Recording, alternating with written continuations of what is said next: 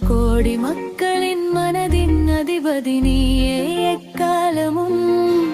தவேகன் தோழனே உன் அன்பே எங்கள் மூலதனம் நெற்களையணங்கொன்றே உந்தன் அன்பார்ந்த தோழனே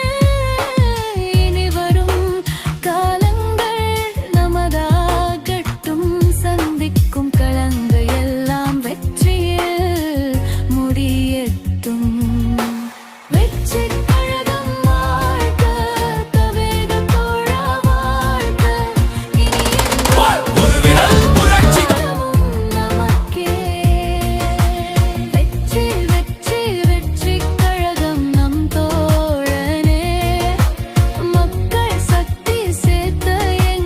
எதிர்காலம் வரும் என் கடமை வரும் இந்த கூட்டத்தின் ஆட்டத்தை ஒழிப்பேன் பொது நீதியிலே புது பாதையிலே வரும் நல்லோர் முகத்திலே